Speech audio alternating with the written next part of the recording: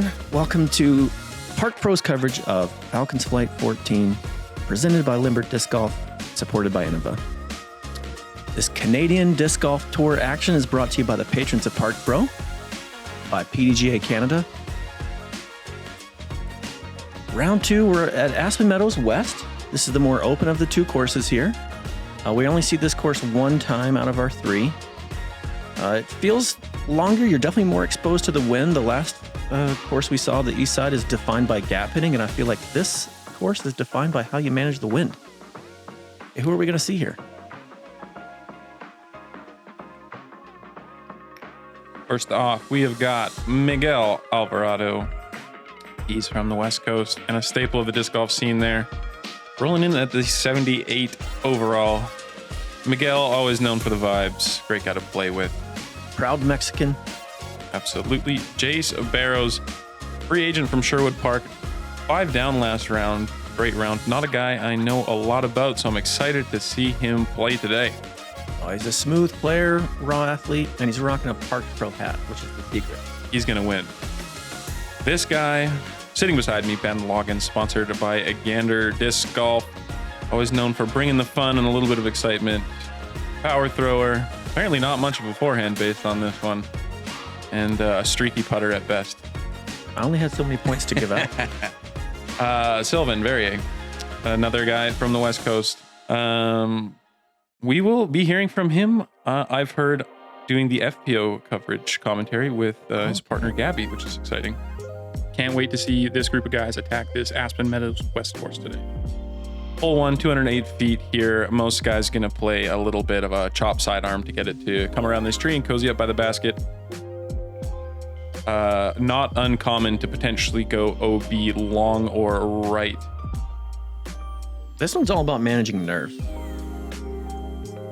Because you can't throw anything hard here. Whichever way you throw it, you got to do it with pace. And the OB is right there. And Miguel's looks pretty safe here. I've been seeing this play recently. People throwing that backhand. Let's go. And you're challenging the only obstacle on this hole is being brought into play by choosing that line. So yeah, definitely makes it work. About feeling warm and ready on this first hole, because a missed throw can go OB, but anyone playing in this MPO field should be able to throw a disc to a 30-foot circle from 200 feet. Yeah, as long as you can calm the nerves. Yeah, I had a really bad shoulder. I threw only 3 sidearms this whole weekend. This short sidearm's normally a good part of my game, but I'm dealing with some injury, and I'm really happy with that. So you hit the base injured. That is probably one of 3 sidearms I'd thrown in the last month right there. Oh. And it hurt. Even short sidearms like that were really hurting me. Oh. But I don't like any of these backhand shapes. It surprised me that the other guys all threw backhand because it's a really easy sidearm and a much tougher backhand.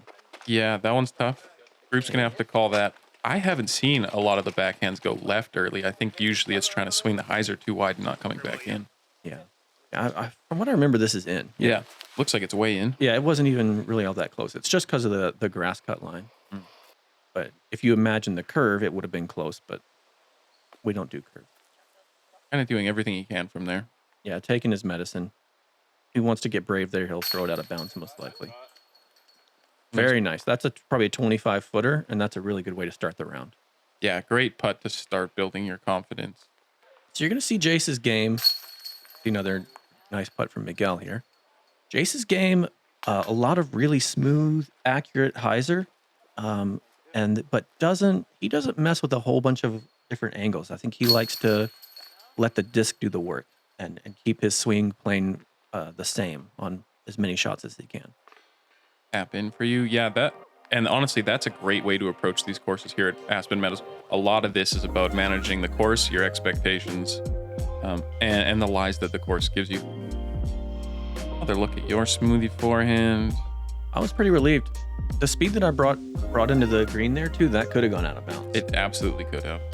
But post coming in clutch for me. Hey, hole 2, 378. This one, if you want to try to park it, you have to go over all of these trees, and that's getting harder and harder by the year. Making this gap down low, I mean, I'm not going to say it's impossible, but I don't think that's normally the play. Most drives you'll see where that fella just put his bag on the left, I think in the 60, 70 foot short range. And then if you can get either a forehand way over the top or a backhand turnover with a mid over the top that kind of helicopters down, I think there's the two ways to birdie, but we don't see a lot of birdies on this one. Yeah, absolutely. This is one where you do have to go over, and I think it's one of the greatest holes to show the risk reward value, because this one does reward you for going further up the fairway. If you are far away, you're still going over the top again, and Yes. navigating the low gap fairway is still very challenging, even This from looks good 200 from feet. Jace. Got the height. Just stalls out, which you want it to stall, but obviously he would have liked a little more. But that's good. I know that it doesn't look parked and it's in the rough, but that's a good result on this hole. Yeah, that's got to be in the top 10% of shots thrown on the hole. I'm throwing a proxy here. That's a new disc for me this year. I just didn't get the height on it. Did you get a kiss of the tree as well? I there? did, yeah. Busted through those branches. So, and you can see there where the bridge is, there's an OB. We didn't mention that on both sides, about 2/3 of the way up the fairway there. But as long as you get across it, you are safe, even if it is in the rough. And I did make it. Fortunate. Yeah, that is part of that reward you get for going for it. Little wide from Sill there. It seemed like the wind did something to his disc there. Like it just kind of slowed it down really quickly because it looked like it came out of his hand with a lot of speed and then just immediately was putting brakes on. I'm very lucky. You can see how nice the gap is for me here. And you're running it. Because some of the approach. Oh no, I wasn't. I wasn't messing with that one. No, No, you're a better man than I. I don't pack a stool, so you can see I just look for places And to better sit. man than Sill, my apparently. Goodness, Love that. Sill wanted all the smoke. And Miguel on the right side here, the gaps are way smaller over here. You can see Yeah. right on line. Yeah, he gets all the shape to get out of that gap. Just not enough height. So Jace for sure has the best look of the group at a 2, and he bangs it. Bang, bang. That's I don't have the stats in front of me, but I can't imagine there was more than a few birdies on this hole in the day. I would guess maybe 3 or 4 for the whole open field. Yeah, we often talk about this side of the course being easier than the other, but there's still a lot of holes with a lot of teeth. Yeah, and this one I wouldn't say I think this hole you see a lot of 3s. Yeah, this one playing almost a half stroke over par. A lot of pars, as you said, and only 3 birdies. Jace, shout out to Ethan Evans and Casey Hannemeyer, who also picked it up. Yeah, so Casey's doing that with an A3 or something over the top. Yeah, sidearm blasting over everything. Okay, this is a touchy hole here. Hopefully you've got your nerves settled down for this one because you'll need it again because you'll see as you crest the hill here, this is only 196 feet. So you don't have the luxury of putting your normal pace and rhythm on. And then as soon as you crest the hill, you've got to put the brakes on because this is sharp downhill into some rough. Barbed wire fence on the left, OB. Yeah, It's very just a tough familiar one. to the holes you've played on the other course. Two very, very similar holes over there. The same problems apply, like this rough with OB.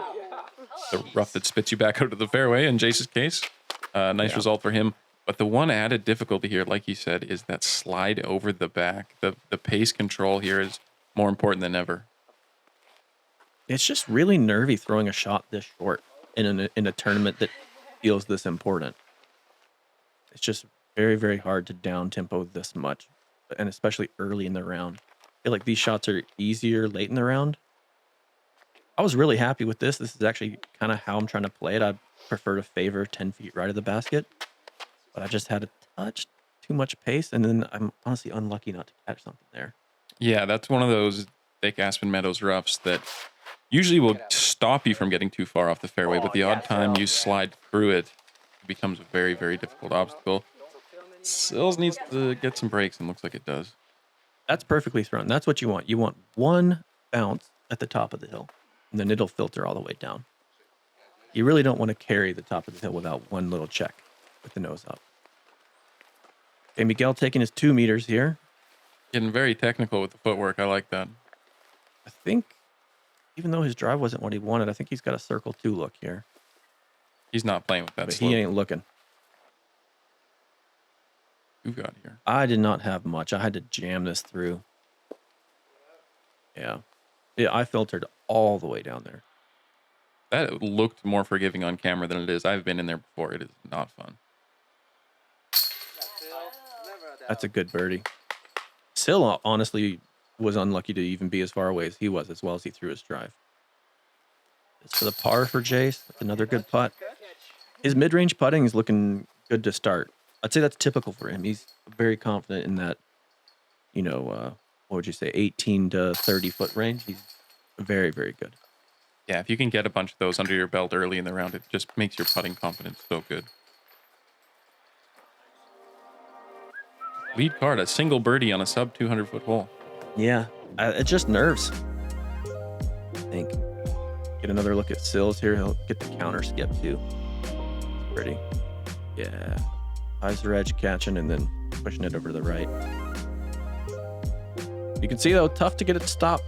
Yeah, absolutely. It's hard to check up. I think you have to play like Sill and hit the hillside early to get the best result. Boom. Ooh. Shout out to Jordan Udenarden, who you just saw here throwing a 360 sidearm in the distance comp. He is, or was, a competitive dodgeball player, and his overhand and sidearm have a ton of snap. Really? Yeah, we're seeing, this is from the new driving range here, these the shots you see in the background of the scoreboard. Speaking of scoreboard, Miguel at the top with Jace, Ben, and Sill tight behind him. Casey Hannemeyer, 7 under through 10, bouncing back from that first round that we saw in coverage where he was 3 over. So he's already back in this event. Absolutely shredding. Hole 4 set us up, Jesse. Hole 4, 307 feet. You'll see that you've got a pretty typical Aspen Meadows gap here, but then you've got a late turn to the right, and navigating this part of the hole is the entire challenge. You'll see people throw a flippy mid-range or something like that to get a little bit of late turn that carries in here, some crashing sidearms, and then even some backhand flexes holding the right side of the fairway tight. Pretty unassuming hole in the flyover, but a very complicated one to actually execute properly. Yeah, for me, this hole's kind of straightforward in that you just throw something that turns to the right, and then those 4 aspens that are in the middle of the fairway, you just kind of hope you don't hit them. I don't think there's really a reasonable way to play it differently than that, other than just throwing at those 4 that are in the middle of the fairway and hoping you get through. This is perfect. And he hits the trees and doesn't make it. Yeah, that's very common to have so many almost good shots. Yeah. You look like you've beaten the initial gap well enough to deal with the rest of the hole, and then something else you can't see derails a little deep. But he sneaks through those 4 aspens. He was challenging the back edge of the fairway there. Yeah, you can see those 4 aspens. The only way to truly take them out of play without a bit of luck is to be tighter to that right side with either more turn on this backhand or earlier on the sidearm. I like this putter turnover. I hit the trees, but then still somehow bounced forward off of them. I don't know how that happens, but take what you can I'll get take out it. Here.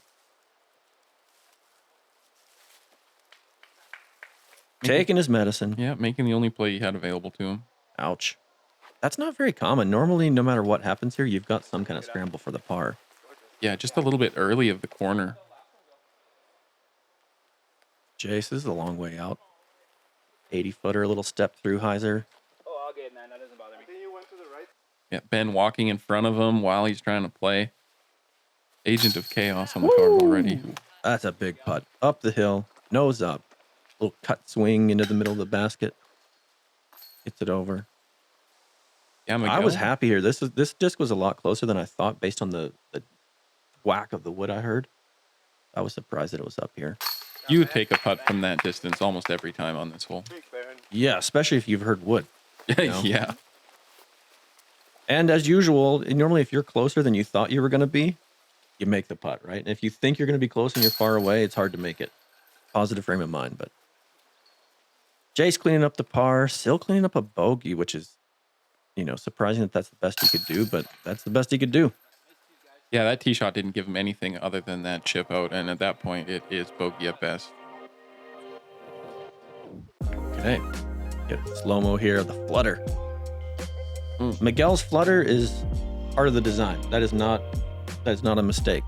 He always has that textbook flutter, and I think he doesn't get spit out from it because it catches more chains wobbling. Okay, hole 5. Par 4. This is a signature hole out here. One of, I should say. It's a fishhook design, so you got to hit the fairway here, and then you'll see this tallest spruce tree here in the corner with the arrow. That's a Mando. And then the hole cuts sharply back to the right in a fishhook shape. And we see a lot of spread of scores. 2 is possible, and so is obviously every number higher than that. The 3 feels very good, which is odd for a R4 that's 364. You wouldn't think that a birdie would feel as good as it does here, but Yeah, the turn in the fairway is precise and abrupt.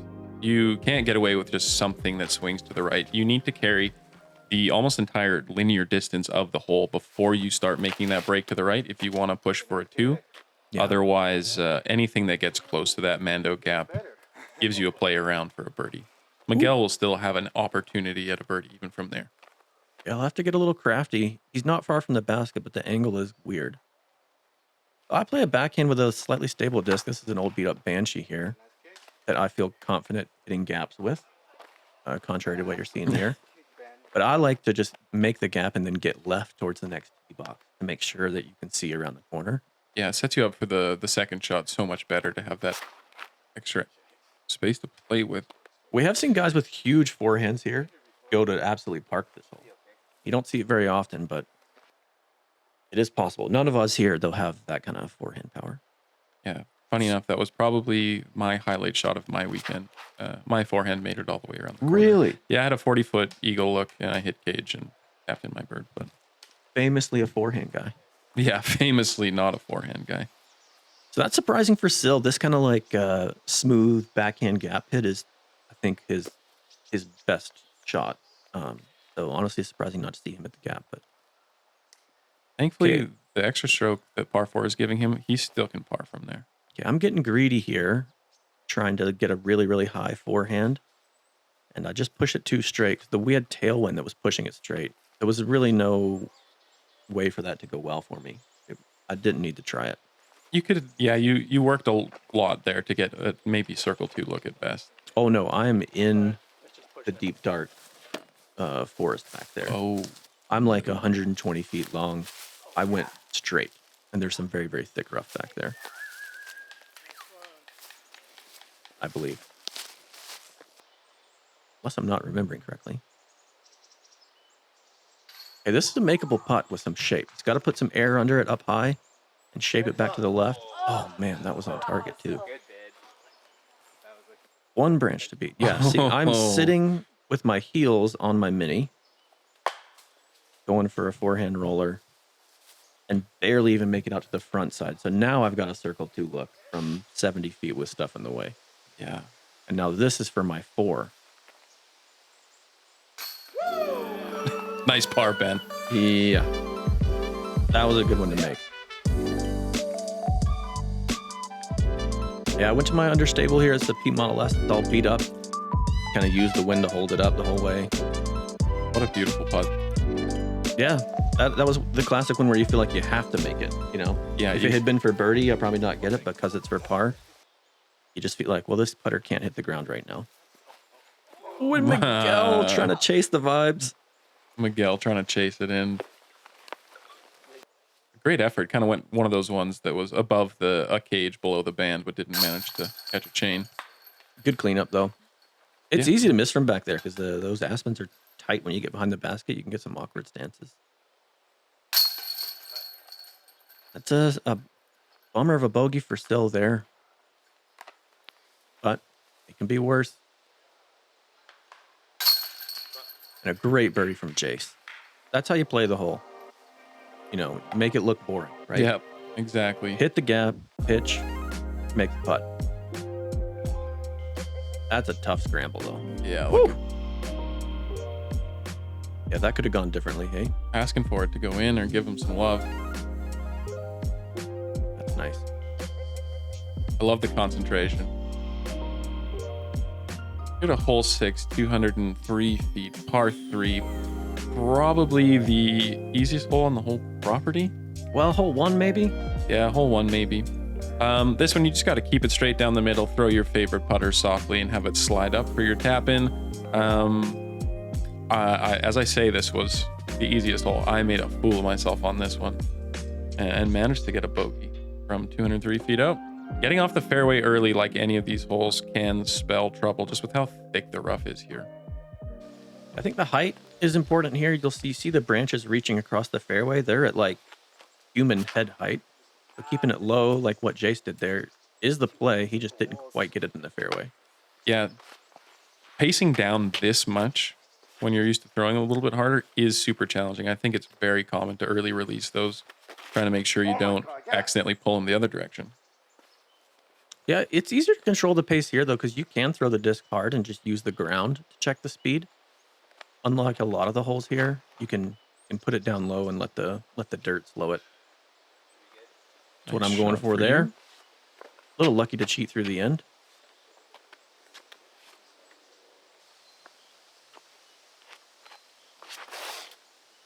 So the gap is the smallest at that height. Yeah, that's the biggest game plan mistake you can make, is making the gap even smaller. Yeah, he needed to almost gap those two branches there, which you see people do. Mm-hmm. Some folks aim for that, but I like just putting it on the ground. But you give up the ace bit when you put it on the ground, obviously. And it is tasty, trying to give that one a run. Okay, Sill's got a line here. Circle 2 through this little window. You'd think he had nothing, but it's actually pretty doable. Ooh. He almost makes it too, even with a little kiss off the branch there. Just caught that on the way out, otherwise I could have had it. Miguel, you see that flutter catch, right? See how it grabs more chains. Based on some of the putts we saw last round not catch, seeing that one catch was surprising, because I think he got half of one chain there. Nice bird for you, Ben. Yeah, cleaning up, taking the easy birdie the course gives out. Jace going to clean up a par here. He making a good scramble. Yep. Yeah, Miguel, when he gets that putter going, because of his style of being nose up and fluttery, he can go for putts from all over the place because it doesn't just zing way by the basket normally. We'll see if he can get it going. We're going to see him make a bunch of them. Ooh, the last chain on the right. Good putt, good catch. Yep. Some styles of putt have bigger targets. You know, they might be a harder style to throw, but they make the target bigger, and I think his is one like that. Yeah, absolutely. Okay, so Miguel taking a little bit of control here with that bird. He gets into first player to double digits. He's 10 under through 6. Well, through 3 under for the round, but 10 under overall. Jace -8, myself -7. Casey Hennemar 8 under through 13. I was doing my best to not watch scores here because I was didn't want to see how much of a charge Casey was making. I didn't need that in my head. You can tell that his play yesterday has really motivated him to make a mark. Hole 7. This is a weird hole. It's a straight 90 degrees. You go about 110 feet to the corner here, and then you go about 140 feet to the right straight. OB across the back. Most folks, the vast majority of the players in the field are playing this as a 2-shot hole where they a little more than a jump putt to the corner, and then a little pitch forehand under or around this spruce tree. The putts will be nervous. There's usually wind coming off the swamp you see back there to the left. There's usually wind coming that way, so if you're right of the basket, you'll have wind under the disc as you're trying to put it down the elevated basket. So a lot of times you'll see this hole get made messy on the green, to be honest. And then the nerves of, again, down tempoing when you're nervous, throw a 120-foot shot to the corner here. The forehand, I think, helps to deal with the nerves here. This looks perfect. Yeah, you'll see some guys go for like a sky sidearm to hunt the green, or in this case, a grenade by the looks of things. Yeah. But there's one tree that's in the true fairway that a lot of those type shots hit, and then you have to have the presence of mind to just make that 60-foot layup. I've never tried this before. This is an impromptu decision. And I thought I threw it really, really well, but I hit something. So it was not out of bounds, and I'm giving a fist bump to try to manifest good things, even though I have no idea what's waiting for me. This looks a little too straight. He needed to catch the OB stake to save him there, and he doesn't. And that's such a common miss. You'll see somebody in every group do that, and they'll move to the drop zone that's just left of where he went out. It makes a 3 impossible. Ooh, this is too hot as well. Ooh. But he stays. He's low enough. Miguel, bring in the hype. And from that side of the fairway, he'll have the nice angle, in spite of the nerves. You see this? You still have one tree to navigate. When this could go OB left. You can go OB again. That is OB And again. And he's OB with no look at the basket either because he's behind all of those trees. That one tree in the fairway we were talking about does force you to make the decision what side you're going to. And it can play havoc on that drop zone shot. Okay, so Miguel's going to have a look at the par, which feels like a birdie. This hole, honestly, just feels like the world's easiest par 4. Again, though, like you said, the big sidearms can even just put a Firebird on this hole, but you got to throw it really high. Gorgeous from Sil. I don't even remember where I ended up. I know it wasn't that great, but I've got something. I got to go under 2 trees. So under the tree right in front of me and then under the main one. And really well done, too. I was lucky to have that gap, but yeah, given that I had the gap, it was lucky. Okay, Jace from a long way out here. Yeah, that tree's just in the way. So we'll be off the tee for Jace, right? So throwing 3 out, 4 in. That was for a 5, so he's going to have a 6. Sit down. First air ball for Miguel. Surprising because he just made such a good putt on the last hole. I think you kind of expect him to get it rolling. Yeah. And that's what happens, like you said. You can lose this hole on the green. Miguel played it as safe and as well as you could. And that's a bogey, too. And it's a bogey. Yeah. That's that 2-shot par 3. Yeah. Not too much wind in here today, which is good. Uh-oh, triple for Jace, I believe. Okay. And par for Sil. All right. Yeah, the pars feel great there. That was a little bit frustrating because you don't feel like you can attack it. You saw me get tempted trying to throw the grenade because, I don't know, you want to play ball, right? And that hole just doesn't really let you. It gives you a chance to get into trouble, but it doesn't really give you much of a chance to make stuff up unless you've got a big forehand. Especially with only one crack at that hole for the weekend for this division. Hole 8, 275 feet. This is a really fun tunnel shot to play. It's tight, but it is very shapely, uphill, moving slightly to the right, coming back into this protected green. You'll see people throw all sorts of shots from putter to fairway driver, whatever they feel most confident with navigating that space. Probably playing close to par if I had to guess. You'll see a lot of birdies, but you'll still see a lot of pars and bogeys on this one as well. Yeah, if you miss the fairway, you can take a bogey, but for the most part, this is the most straightforward par 3, the most beautiful 275-foot turning shot you'll ever see. The fairway shapes exactly the way a disc flies. There's nothing about it that's awkward. It is narrow, but there's nothing awkward about it. Keep turning, baby. Get through, get through, get through.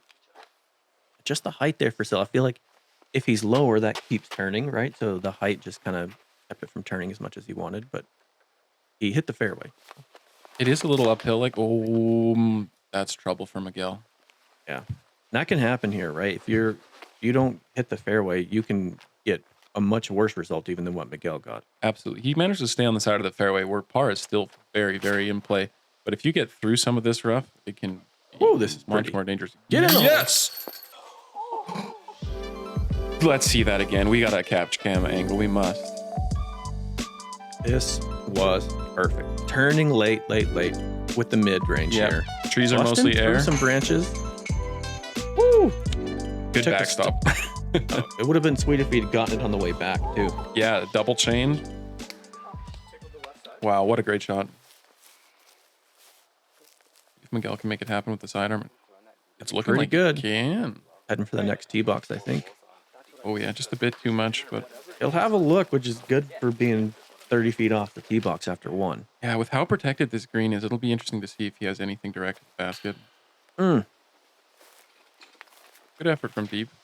I feel like this green is one of the easier ones to make putts on. For whatever look at reason, it. I feel like I see a lot of long made putts on the hole. I think maybe just the soldier trees around the basket give you a little framed up look at it. Yeah, it definitely has the ability to frame up a lot of your putts. Nice birdie for you.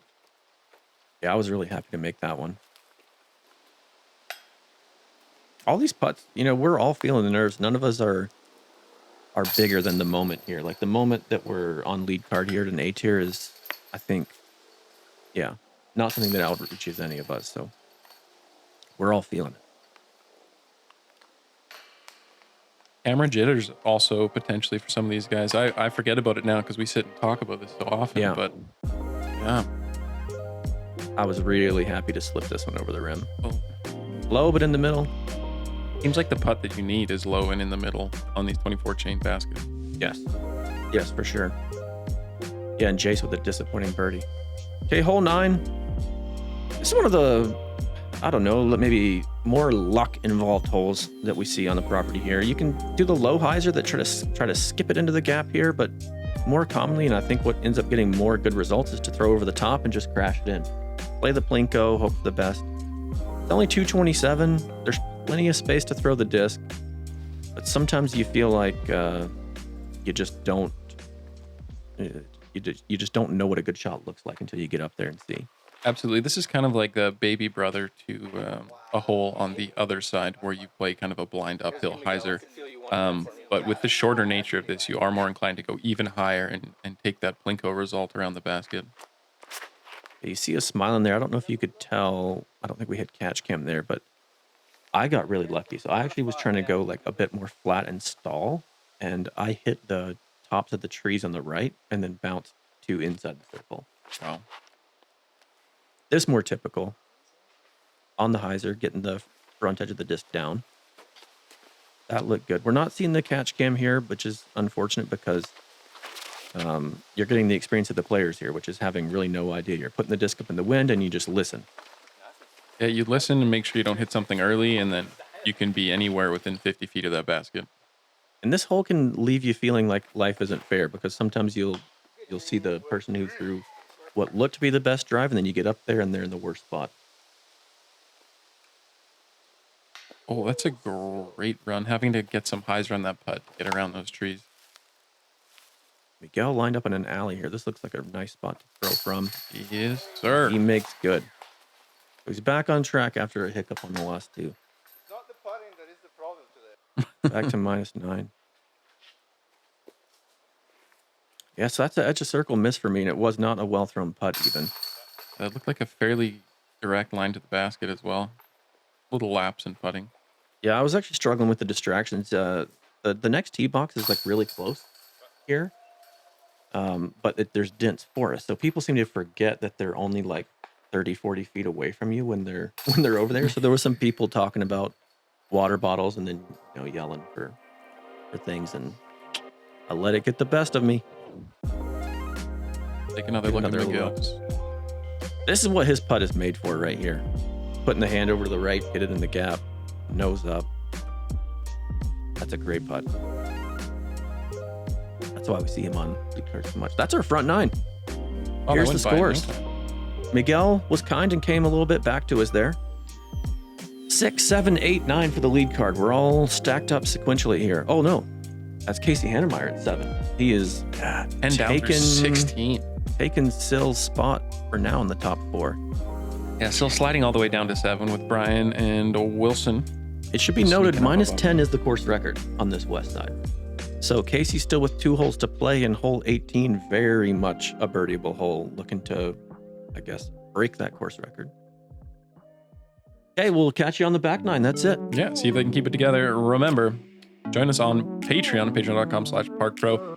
Like, subscribe, comment, and do all the other good stuff. It helps support the channel. Peace!